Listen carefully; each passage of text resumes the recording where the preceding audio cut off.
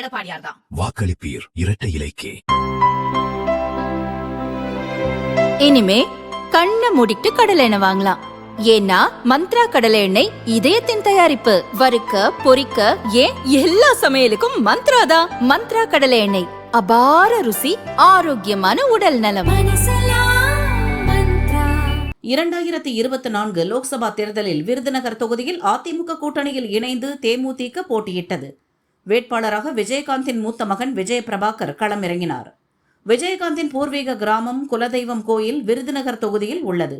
நாயுடு சமூக ஓட்டுகள் கணிசமாக உள்ளன என காரணங்கள் சொல்லப்பட்டன.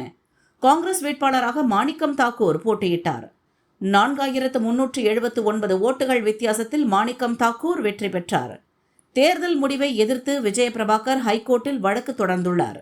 முறைகேடு செய்து மாணிக்கம் தாக்கூர் வெற்றி பெற்றதாக கூறியுள்ளார். இந்த தேர்தலில் திமுக கூட்டணி வேட்பாளராக விருதுநகரில் விஜய பிரபாகர் போட்டியிடுகிறார்.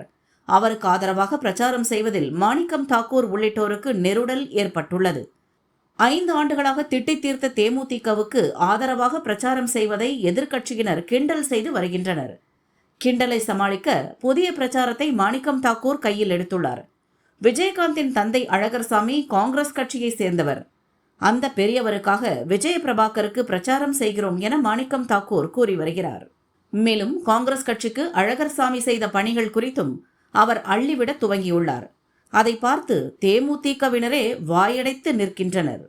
தேர்தலில் வெற்றி பெற்ற பின் அதற்கு கைமாறாக லோக்சபா தேர்தல் வழக்கை திரும்பப் பெற வேண்டும் எனவும் மாணிக்கம் தாக்கூர் டீலிங் பேசி வருகிறாராம்.